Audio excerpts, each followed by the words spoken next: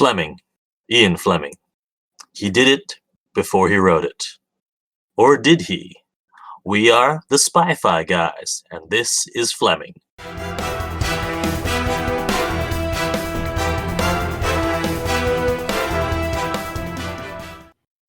That's right, folks. We are back with part 2 of Fleming, the Man Who Would Be Bond, the BBC miniseries starring Dominic Cooper and Pip Torrens. By the way, that was something else I realized.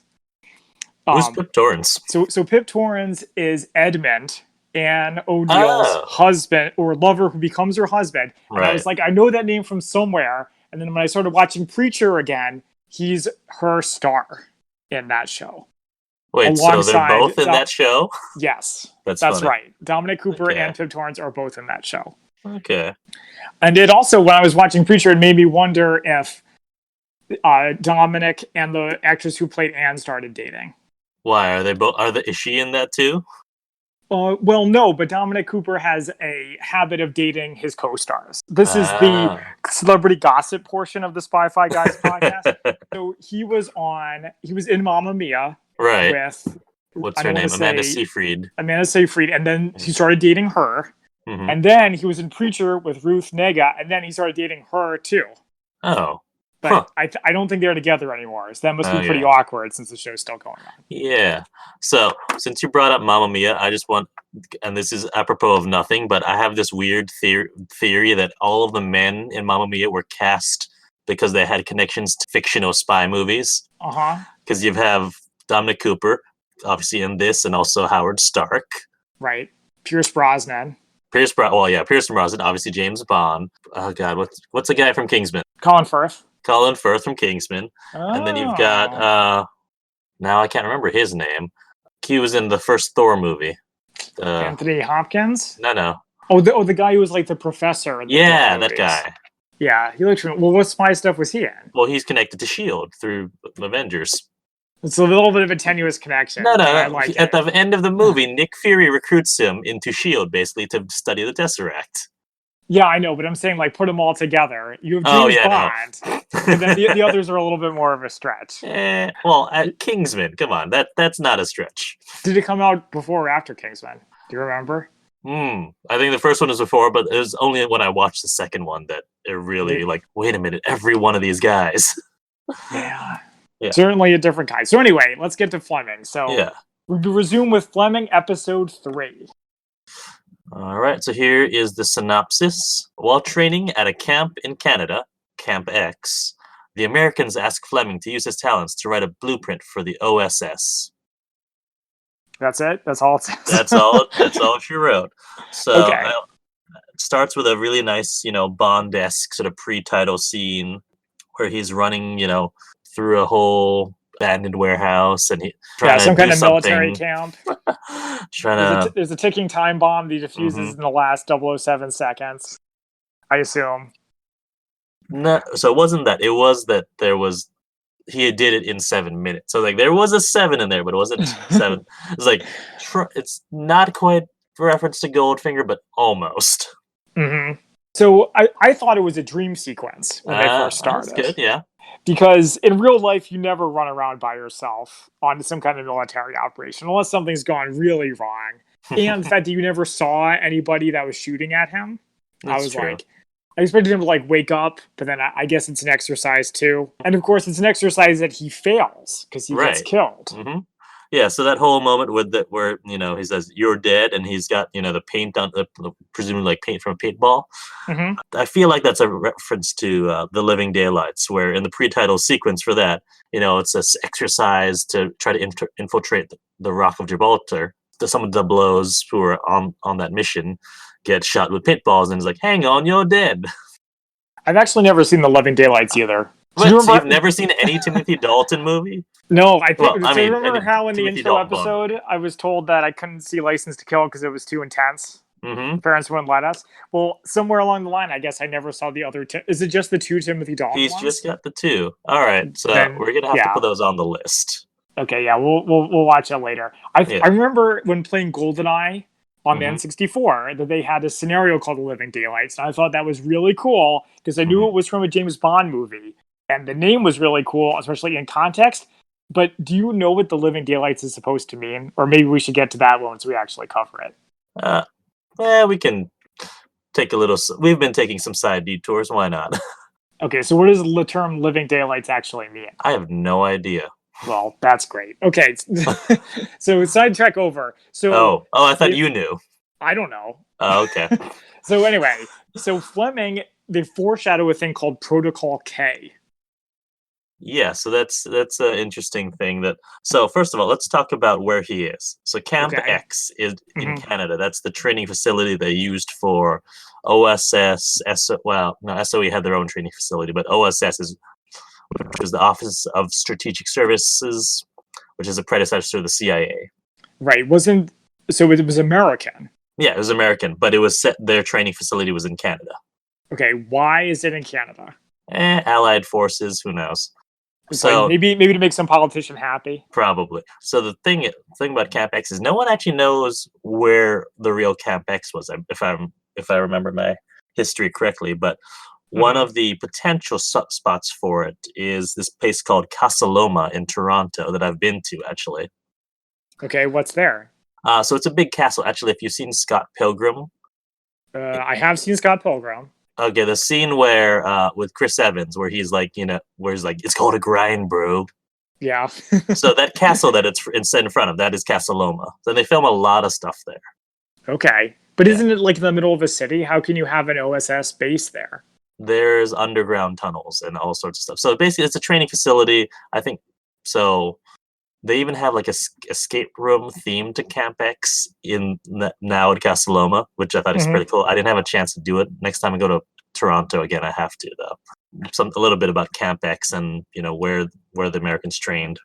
I'm surprised that like I said, I'm surprised it's in the middle of a city because in the show it looked like they were in the middle of the woods, which is what you would expect for a super secret base. I mean, I've never been to the CIA's legendary farm, but I think that's probably in the middle of the woods, right? Yeah. Anyway, so speaking of the CIA, we meet Wild Bill Donovan, the legendary founder of the OSS, looking a little less legendary than I would expect. But I guess that's what happens when you meet your heroes. Right. Something interesting about him was that it seems like he was trying to recruit Fleming when he says, why don't you join the winning team? Right. Well, I mean, he liked Fleming's ideas. Obviously, if he used them to draft a blueprint for what would become the CIA, which is actually true. Like on the CIA's website, and like they actually state, like they have a little article on Ian Fleming and state that he wrote up the blueprint for the Office of the Coordinator of Information, which became the OSS, which was a predecessor to the CIA. Yeah, so that's actually sort of correct. Yeah. That's interesting. But I want to go back to the winning team comment for a second, because like, what's supposed to mean the winning team? Like, is Britain going to lose something? I don't. It's like maybe he means America's on its way to becoming a superpower while Britain's probably decline. Well, which is true. I mean, which is reality. Yeah. But like, yeah. Okay, I don't know. There's really anything more to say about that. I just thought that was an interesting thread that didn't really end up going anywhere. Yeah. Yeah.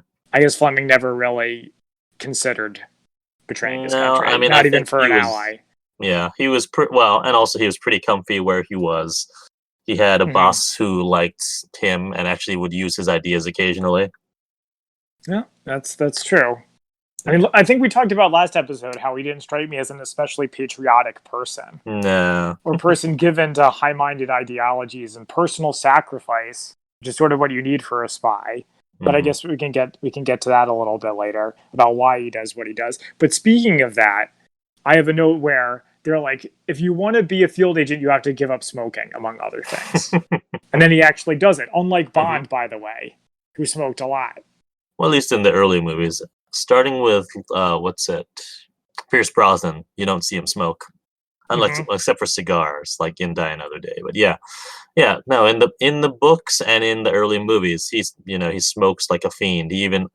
There's a very specific mention of Moreland cigarettes in the books, which they mentioned in, I think, like the first episode of Fleming, which I was like, oh, that's a nice touch. And I was actually looking because one of the marks of the custom Moreland cigarettes is 3 bands around the tip, which was like the same as commander's rank on like the sleeve. Okay.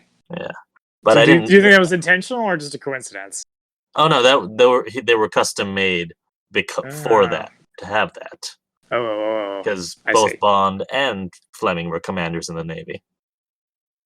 All right. Yeah. So yeah, so and then later people are offering him cigarettes, and he's like, no. It's indicating that he really wants to do this. Yeah, no, and this is a pretty, from what I know, it's pretty true of real life Fleming that he wanted to be out in the field. He really wanted to be there, but everyone said no. Either you're too useless in the field and you can't really fight, or you know too much. And if you get captured, that would be terrible because you have all this information in your head. Yeah, he was a little too successful, or a victim of his own success, I guess. But anyway, so I have a couple. So he comes back from Camp X. He sees Anne again. They have sex some more. He spanks her some more. And then there's more. I don't know if there's domestic violence now. There's definitely some later. So we already talked a little bit about that. Yeah. See. What? Yeah. I mean, I just, in my mind, I almost ignore that sort of stuff, which is terrible. But it's just, on the one hand, I like that they're not shying away from this. Is kind of how he was a kind of terrible person in a lot of ways, well, especially with his in regards to women.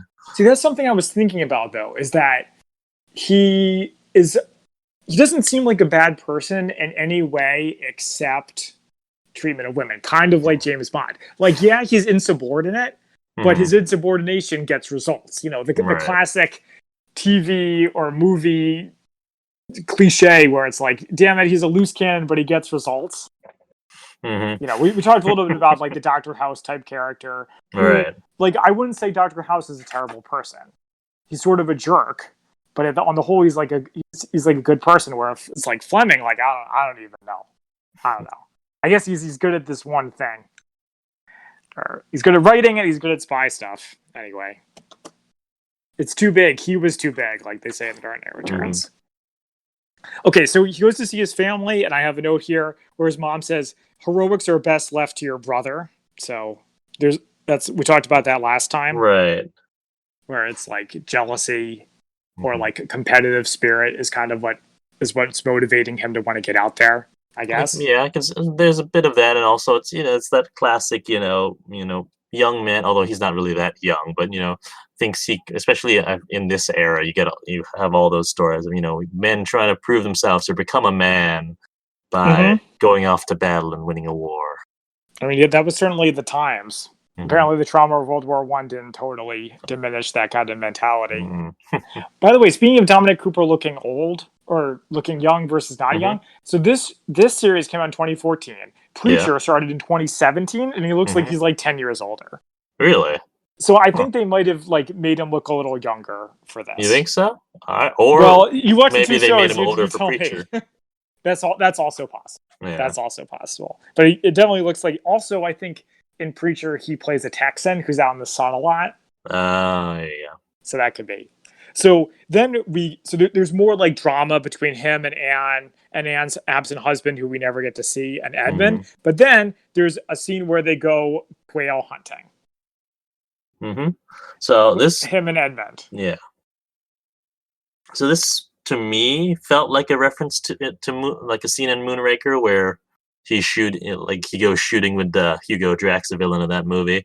So I'm like, so I'm wondering, all right, did they just watch the Bond movies and comb for, all right, these are good references, and we're just gonna stick them in at various parts of this series?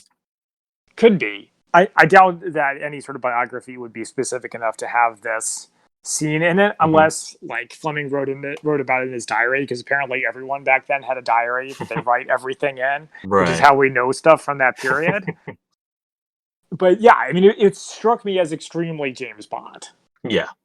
Like especially that scene, where he goes to pick up the quail, and Edmund's behind him with the gun, cocks the gun, and like, all right, is he gonna shoot?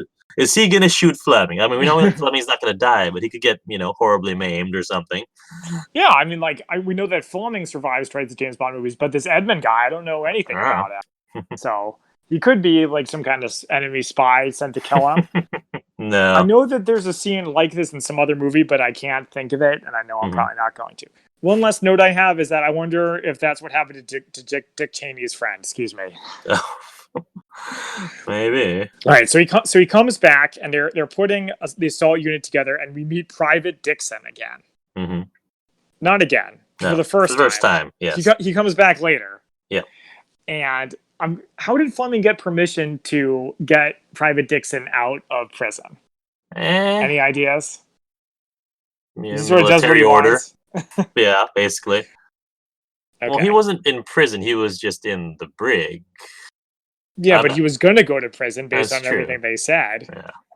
So, I mean, you sign a military waiver, get him out? I don't know. I mean, this is World War II, so the military has a lot of sway. I mean, he was able to get those those Germans out in the first or second episode before to just lunch. So if he can get passes for them, he can get passes for a British soldier. I suppose it's safe to say that if Private Dixon was really that much of a troublemaker, they'd be happy to get rid of him. That's true too. Yeah. So he picks up Private Dixon. Oh, and this is something that I thought was like, okay, so he's like, Private Dixon has all these problems with authority, so he's perfect. And to me, I'm like, that's crazy, because a military unit can't function with people who don't follow orders. Like, it literally cannot. The Dirty Dozen is just a movie. You can't have people who just do whatever they want all the time, which I know is ironic because we're talking about Fleming. But Fleming's the one in charge of his own little world. Private Dixon is not.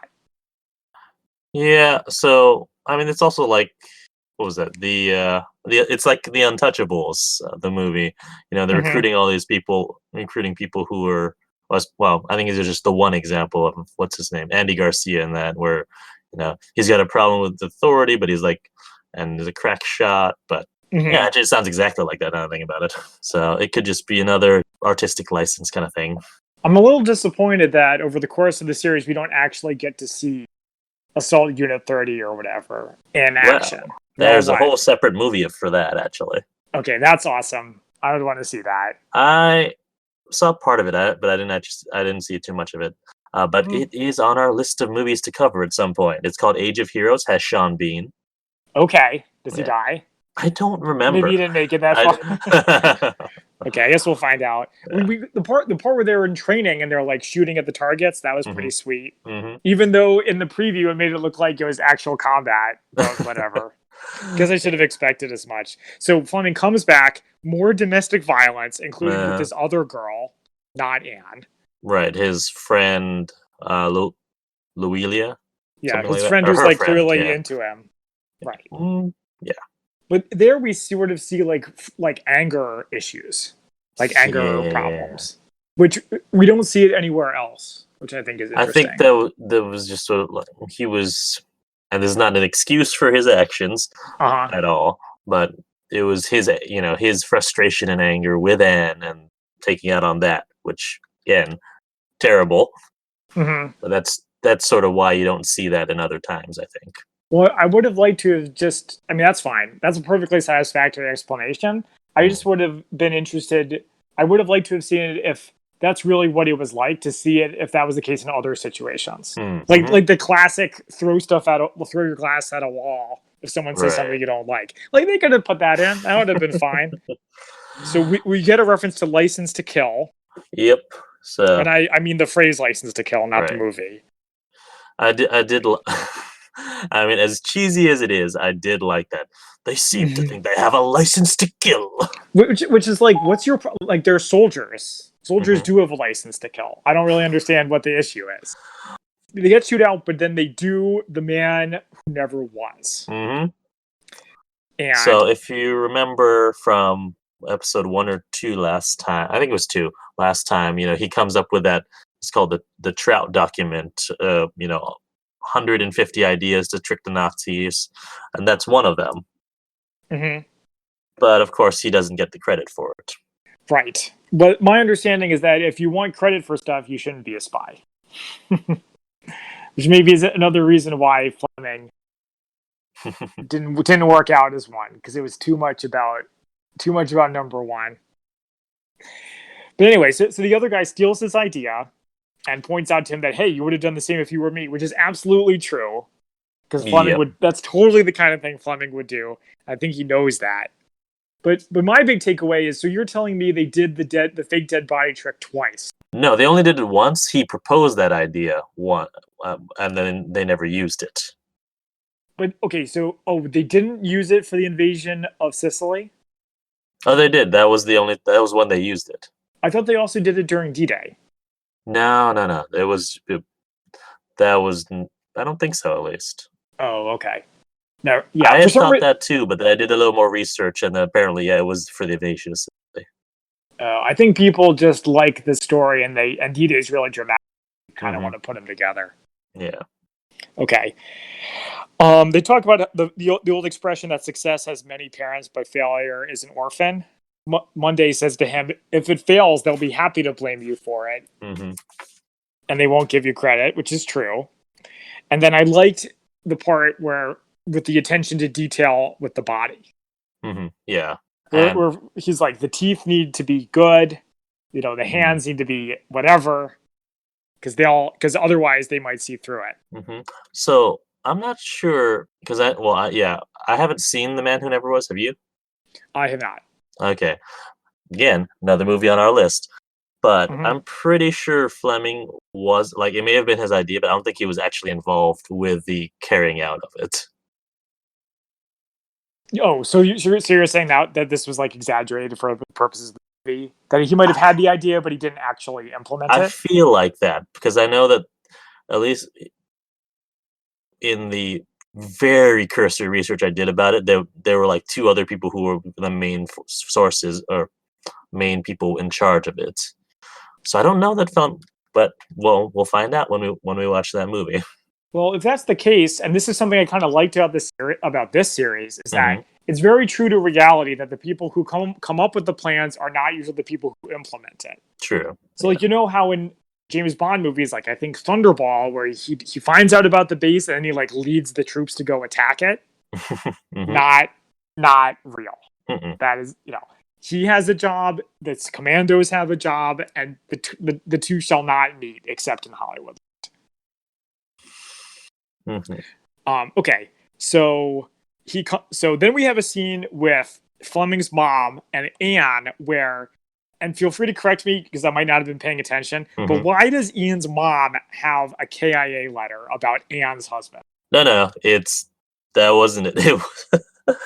So it's when they're talking, someone comes up to her, to Anne, and delivers it. Oh, yeah. Okay. Maybe I should edit that part out. I probably won't. I don't mind looking like an idiot. But anyway, so Anne's husband dies in war, which means she's now available. Can I just say that is like I don't know whose idea, and I'm sure there were a lot of people dying at the time, so maybe it was just efficiency, but that's just a terrible way to find out that your husband or loved one dies. Well, you mean like as opposed to what the soldier comes up and he has the folded flag? Maybe, or at least, some soldier comes to knock on the door. At least it's a personal thing and not just sort of, oh, here's this note, and then you open up and that's how you find out.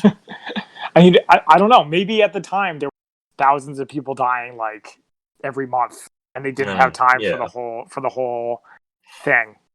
I mean, it's pretty cold-blooded, but that would also make sense. But anyway, so Anne is now available. I noticed that in the second half of the season, the relationship stuff kind of is less. There's less of it. Which I was fine with. Did you get that impression?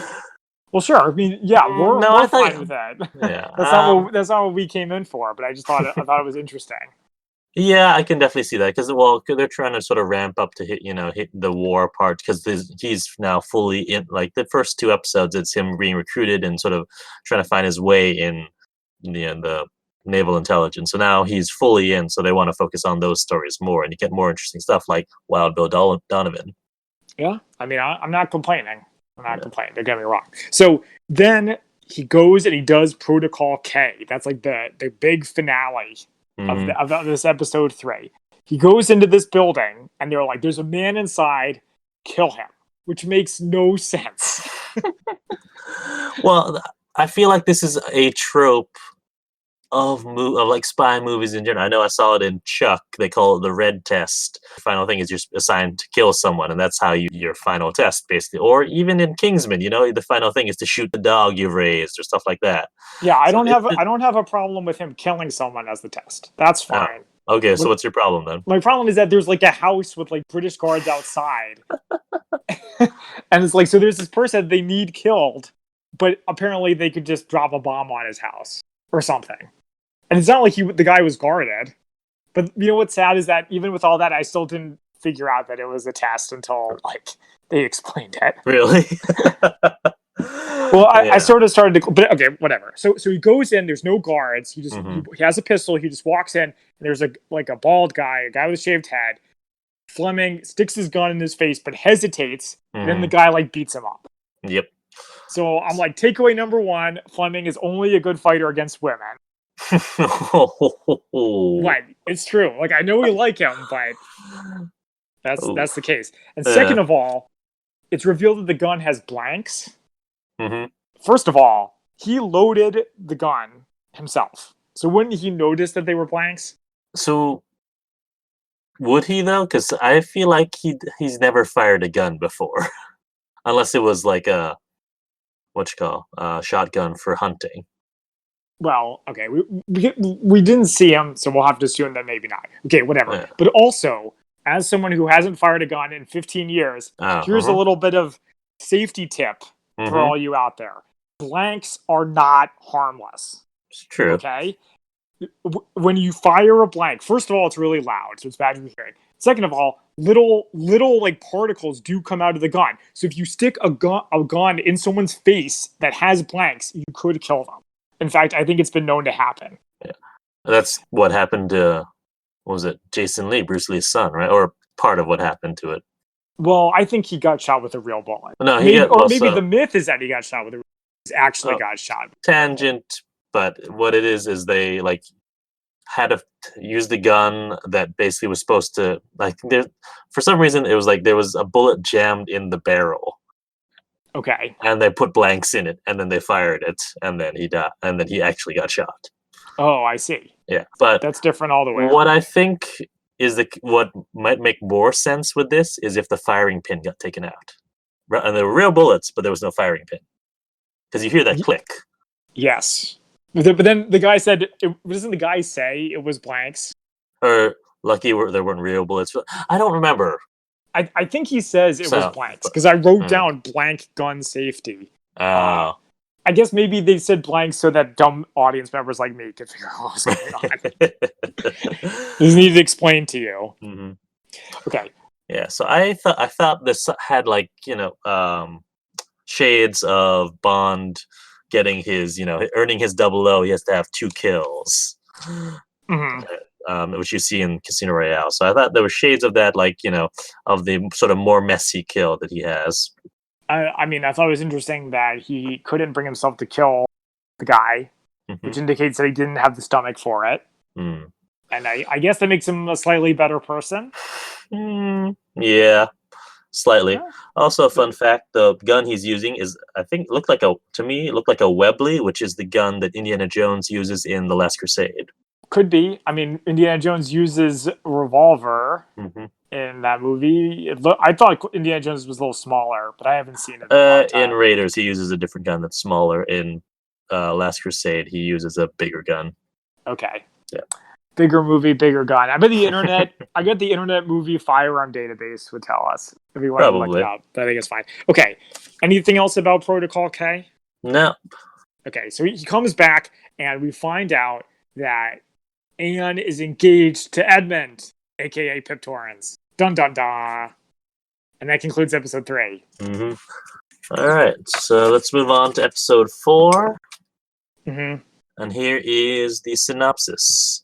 The war is nearly over, but Fleming is convinced the Nazis are hiding nuclear plans and that the British need to find them before the Russians. We start off with Monday and Fleming having some very Moneypenny Bond byplay. And then as he's getting her to sign off on something with the admiral's signature, he twists the pan, and there's poison, and there's knockout gas inside of it, and which can't be good for you, by the way. Right. And he has a lighter that has a hidden camera in it, puts the film of the camera into a hollowed out golf ball, and all sorts of basically Q's lab gadgets. So is this show implying that he's the one who came up with the gadget phenomenon? I don't know, or just that he maybe, yeah. It implies that he popularized the use of concealment devices. Where I'm sure that's concealment's been a thing for a long time before that. Sure, maybe we should ask our friends at the Spy Museum. They certainly have enough of that concealed devices there. What they have to say about that. I noticed in this scene that he starts smoking again. So I guess he's given up on being a field agent. Yeah, well, he failed Cape Protocol, so you don't get to try again? No, that's it. It's like being a paratrooper. If you freeze in the door, it's over. So once again, I sort of believed that it was a real thing for a second there. Until it's revealed that it's just a demonstration. It was crazy that he actually knocked out Monday. Right? For the demonstration. But I guess how else are you going to know that it's going to work? So, so something we forgot to cover at the end of last episode is that Admiral Godfrey got relieved of his post. And finally, there's some consequences for Fleming's actions. Right. It's just too bad that it didn't happen to him. It happened to his boss instead. But I guess the buck stops there. But Godfrey's still around. In this episode, he comes.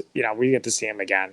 But so one of the, I don't think Godfrey was there during that, but one of the people who was watching that presentation was Wild Bill Donovan.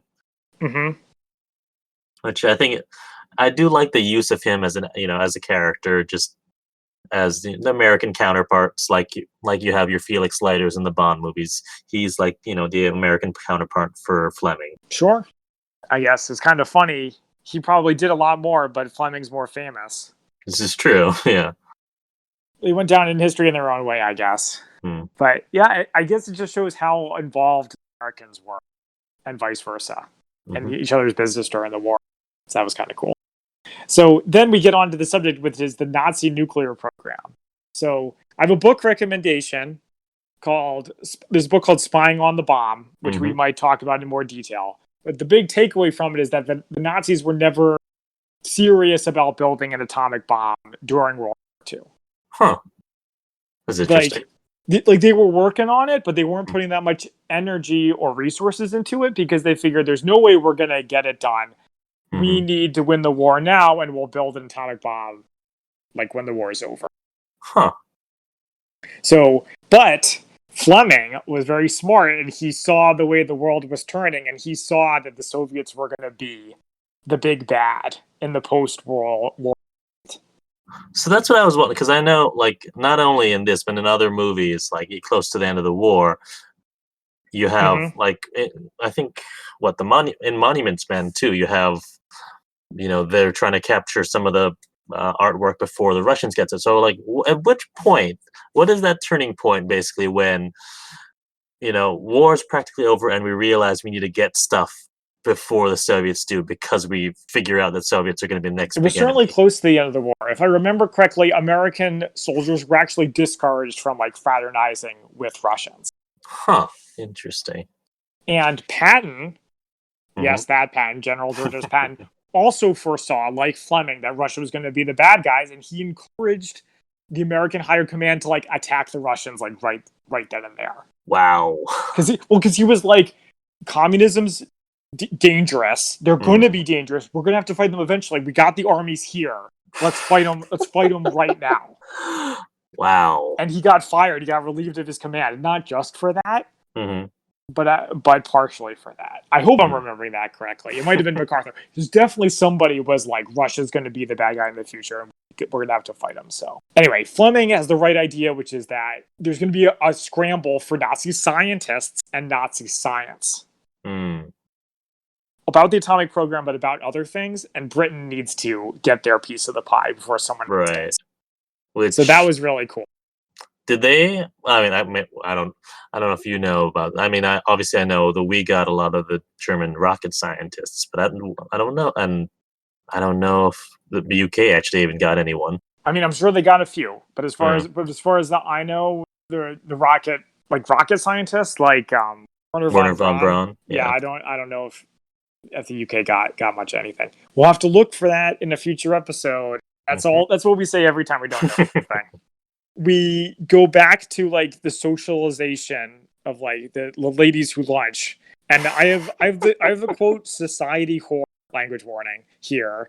I think it was his mom talking about Anne, and then Fleming just like tears her a new one, which was awesome.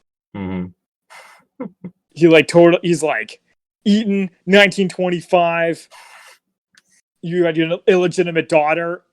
What happened to that illegitimate daughter? I don't know. Apparently no one knows.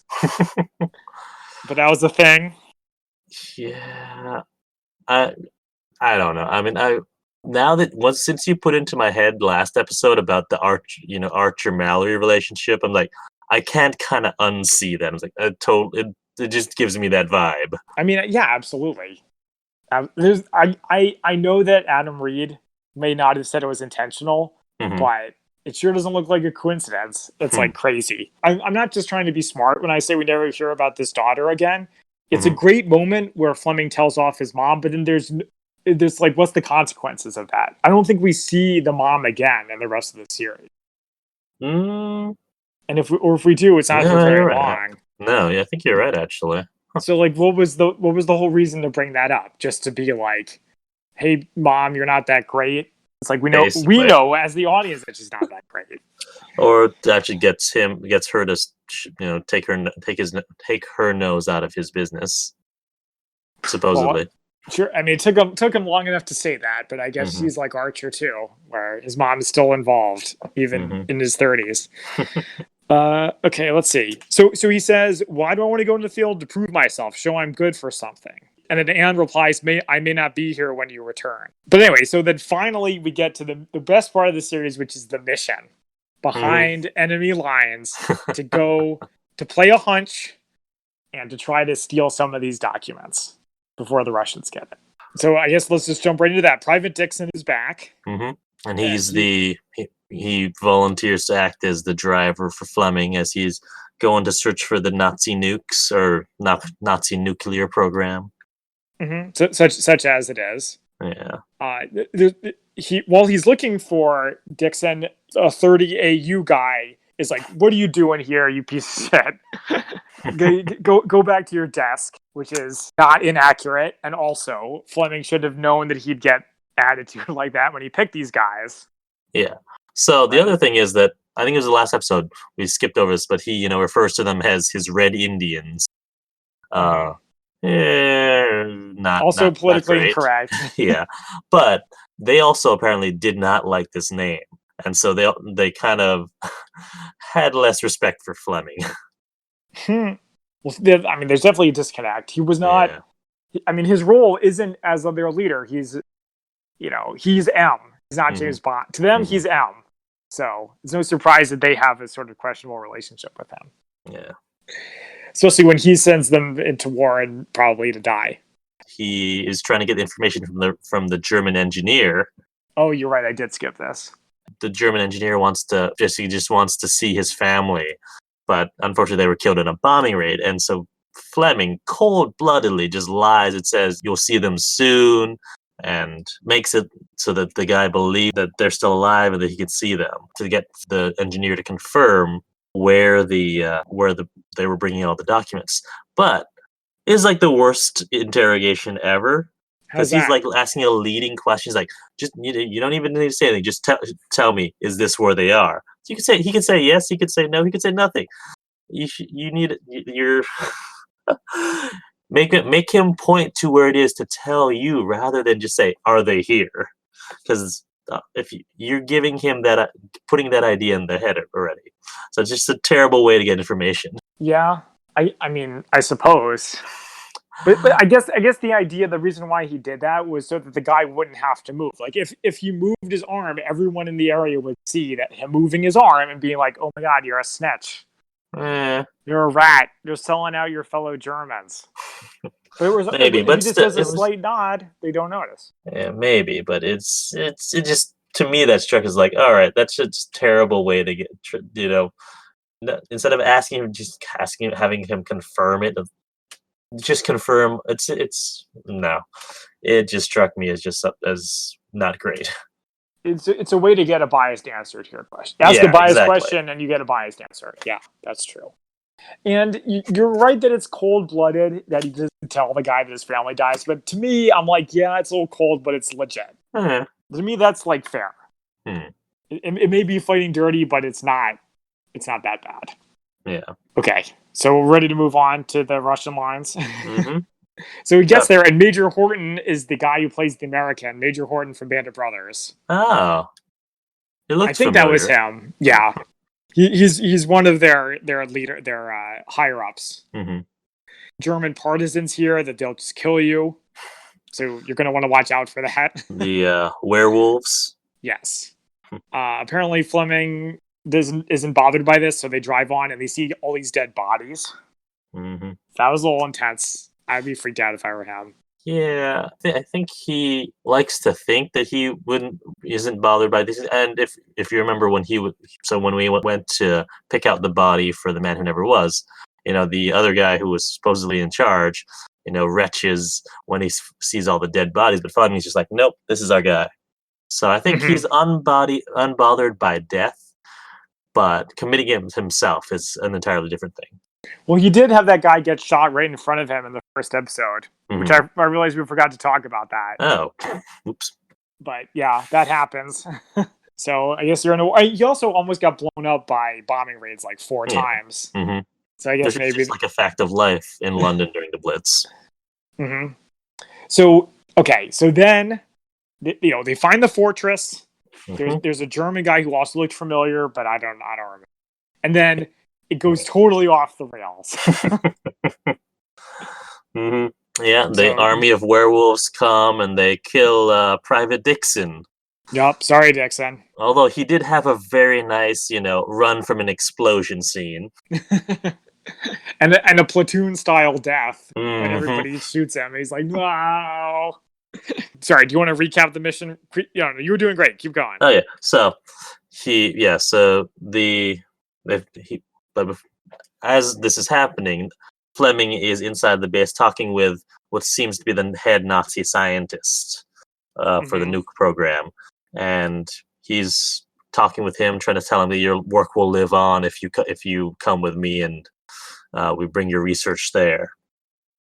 But when Private Dixon gets killed, Fleming runs upstairs to hide from the Nazis, and one of them goes up to go search for him, and Fleming gets his first real kill here, chokes him out. Like, I noticed they had his gun, his gun jamming, so he had to fight him hand to hand and somehow beat him, and then pulls up, an Indiana Jones and puts on the Nazi uniform.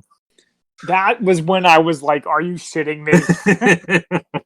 And I'm really glad that they telegraphed this later. But, okay, let's just recap really quick what happens, okay? There's like a huge gunfight outside. Fleming goes running into the fortress. This German officer is like, hey, who's that? And he like follows him by himself like an idiot. And, and then Fleming ambushes him, takes him out, and then Germans are like climbing up the stairs to the room where he's in, and he still has time to change his clothes. Right? Well, no, not only are they climbing up, so it's time between when they go up, he comes down the stairs too, and they shout. They shout because they find the body. First of all, he didn't hide the body. Well, I guess that would have been a little too ridiculous. I mean, nah. But like, I guess what I'm saying is he kills, if I remember correctly, he kills the officer, and then like when the officer dies, it shows the German soldiers like going into the fortress. But like maybe there's like a spatial issue, like you're not really clear who is where, whatever. Okay, let's keep going, and then we'll recap the mission. I'll give you my thoughts on it. So Fleming is dressed as the Nazi, takes the Nazi scientist as as the body's discovered. They go in a car with all the research in the back of the truck, and they're driving, but unfortunately the only way they can go is towards the Russian lines, and they encounter the Russians, who check Fleming's papers and see that he's a British officer, then check the Nazis scientist's papers and see that he is German. So they said, all right, Fleming, you can go, but you have to leave the Nazi with us. And as he's driving away, so they also let him keep all the papers, which is lucky. Yeah. Well, if they had been smarter, they wouldn't have. Yeah. They would have said no. They said, "What's in your truck?" And they look, and they're like, "It's a bunch of papers." Like we don't care. Mm-hmm. I mean, I feel like the fact that they didn't look so closely. If they had asked, he would have been like, "I just wanted to escape, and I just grabbed a truck, and this truck happened to be papers." Yeah. But yes, as Fleming's driving away, in his rearview mirror, he sees, the Russians kill the Nazi scientist. Yeah. And the Nazi scientist says, "Don't leave me. I helped you." Mm-hmm. So that is also cold-blooded. Yeah. I loved it though. I thought that part was great because it felt so real. Mm-hmm. It felt like the exact kind of situation that a spy or a soldier or whatever would be in. Right. And I could totally see Fleming doing it. Because as we discussed, he often has questionable moral decisions. But yeah. I mean, what else was he supposed to do? No, in that case, I think he's totally right in that. I don't think he could have really talked his way out of it. Maybe he could have tried to talk out of it a little, but he didn't. Yeah. But yeah, in the end, that was the right decision. I mean, it was really the only decision. The decision was either abandon the German or stay and die with him. So there's really no choice. So he gets back, and I loved that his new boss, not Godfrey, the other guy, is like, "This is some bullshit," because I felt the same way. Yeah. But the thing is, we're never going to know. Apparently, maybe in this spy fact versus spy fiction section, much of this is true. But to me, it seemed ridiculous. We will cover it. It's okay. It seemed ridiculous that he could do freaking clothes swap. that would actually work. That he just happens to find a guy who's willing to help him and then actually does it. Like it's one thing for the German to be like, "Oh my God, you're about to kill me, so I'll help you." But then he actually follows through. That was crazy. Mm-hmm. So it was like it's absurdly lucky. Mm-hmm. So I did like how. Well, first of all, let's cover the fact that he resigns his commission when he's being threatened to get court-martialed, basically. Yeah, well, that kind of makes sense. He's like, "I've accomplished everything I want to accomplish, so see ya." Especially since the war's almost over, or it is over, I think. Yeah. Mm-hmm. But as he's looking around his office, you get some very, very Bond-esque music going on, and a nice final chat with. Well, not fine. No, I guess this is the last time we see Monday. I guess they weren't friends. After it was over. It's the war. That's what happens. You forge these bonds with people and then never see them again. Just like James Bond. So then we get more Anne stuff. We get like a rom-com moment where they're like trying to find each other.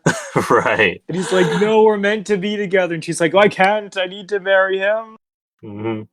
All it needed was him interrupting their wedding. That's what I was saying. Well, like, as I was watching, it's like, it's not over till someone says I do, but yeah. Yeah. So I noticed that he climbs the stairs, the same stairs from episode 1, except there's no bomb this time. Right. And then he's in like a bar and he's trying to find her. This girl, and she looks like she's like 14. She did look really, especially compared to Anne. And the other age appropriate to her. Yeah. To Fleming. She looked super young. I was like, "Oh, this is uncomfortable." Yeah. So fortunately, he shows some sign of growth and tells her to beat it, looking for Anne. Well, but not in so many words. In an uncharacteristically nice way for Fleming. It's almost like there's a character arc, and he's grown as a person. Okay. So then he sees Rupert Evans, aka his brother, again, and it implies that that Pete is like the one who came up with the James Bond name, but we all know that's not the case. Yeah, I was shouting at the screen when I saw that. I mean, so the thing about him, wanting to write the spy story to end all spy stories, that part is true, and Fleming has used those words in describing, what he wanted to write with Casino Royale. But come on, maybe some members of our audience don't know, but Fleming got the name for James Bond from a book called Birds of the West Indies, which was just sitting in his office at the time. And it was written by one James Bond, ornithologist. Well, they do get there at the end. They do. They show it, but just the fact that they even had that, like, why have that if you're gonna come, actually come up with the real reason for it? Why would you throw this thing in here that's completely false? I don't get it. I have a copy of Birds of the West Indies on my bookshelf. Oh, is it any good? Never actually read it, so I'm waiting till I actually travel to the West Indies, just the Caribbean, to use it. So and do some little birding. Did James Bond write anything else? No, I think he like maybe updates for his book, but I don't think he wrote anything else really. I wonder if he was ever informed that.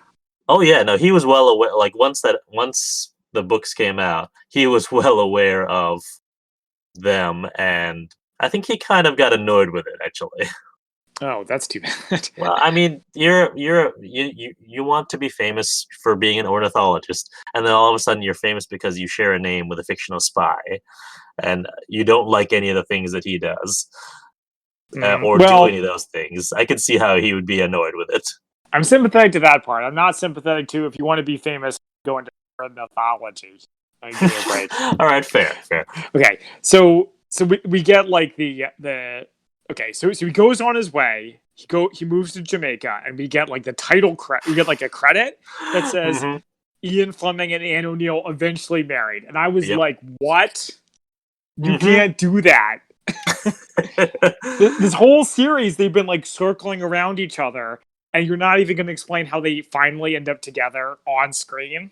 So it's basically, if I recall, her marriage with Edmund goes pretty much the same way as her previous marriage, and that she, was still having an affair with Fleming. Finally divorced him. Oh no, Edmund divorced her because of that. Oh. And then they finally got married. It still wasn't really clear to me why they got married in the first place, because she was like, "Oh, I want to be married," but it's like, "But why?" Well, she knows what she doesn't. Yeah, she knows. Also, in that time, and for a woman of her station, basically, she could either have, the power being married to someone powerful, or nothing. Okay. Yeah. She couldn't have her high society life if she wasn't married, basically. Fleming didn't have anyone to blame except for himself. I mean, he was the totally one. True. Yeah, he could have married her, but he didn't want to because he was a bum. So.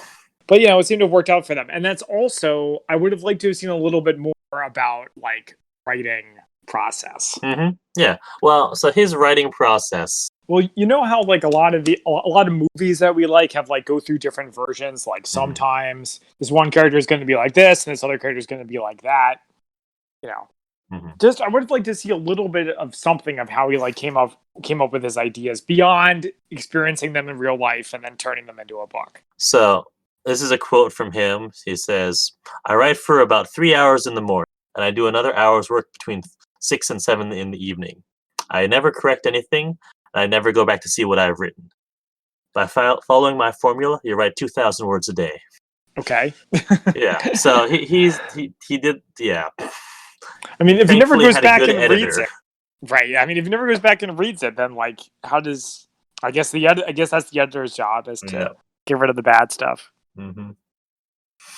But he would also, in between there, he'd go, have breaks for swimming, smoking, and drinking. That's our man. It sounds like him.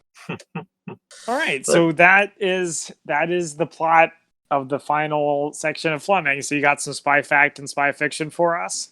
yeah, so let's see. I think well, I went over a bit of it before about Camp X and it being in Casaloma, and also The Man Who Never Was. But the interesting thing I found when I was researching this is that, and this is half-assed internet research, Mm-hmm. but so he actually did go to Tanbach, Okay, that's which is cool. which I was thought is like this has to be completely fiction. So he did go there with 30 AU. I think it was one of his only times that he went into the field with 30 AU. But anything else after that is complete fiction. So they did retrieve documents from the German Navy, the Nazi Navy, Mm-hmm. but no actual information on how he didn't go off on a mission with one man and a truck and shoot some Oh, Nazis or anything like that, as well, we surmised. well, that's not cool. I mean, like, it'd be one thing if the mission was exaggerated, but it's Mhm. like it's one thing for Fleming to lie to us, another thing for the show to lie to us. That's Well, not I think cool. so. I think it's kind of implied that it's a complete fiction in that Monday says, how much of this is true? And he's like, I may have embellished a few details. Like, oh, so it's totally BS. Well, Admiral Not Godfrey did say you got a good man killed. So Dixon did So, die. all right. So someone died. Uh huh. Yeah, but the reasons of how or why we don't know. So Well, that was apparently that no one was knows. yeah. And then my other big spy fact and spy fiction is, of course, the fact that that is not where he got the name for James Bond. Also, Hmm. other thing, and it says that Casino Royale was written during their honeymoon. Wrong, completely wrong. Well, And I think I mentioned this in our first episode. He wrote it as before the wedding, as like sort of a way to get rid of pre-wedding jitters and cold feet. And he was like, he was having a long hard look at his life, and he's like, I need to write the spy story to end all spy stories before I get married. okay. To me, sort of the question of when he wrote it isn't really that Uh, important. well, But that bothered me a lot, just because I knew that that was the story, and so when they said that, I was like, and they didn't even show, well, or they showed a little bit of it in that first episode, but just the yeah, fact that they did that and is the ending, ending was super rushed. it might be a minor detail, but all the more reason to get it right. Then hmm it's not like this is hidden. So let's come to our ratings. Do you want to rate them individually or together? Well, why don't we rate the whole series? Okay, I will say these last two episodes had a lot of action, even if most of it turned out to be lies. so, so these last two episodes, I would say is 7 out of 10. Mhm. But then the series as a whole, I would push back down to 6 out of 10. So slightly above average, but not amazing. I'm gonna agree with you both on those. Yeah. So I also think 7 out of 10 for these episodes.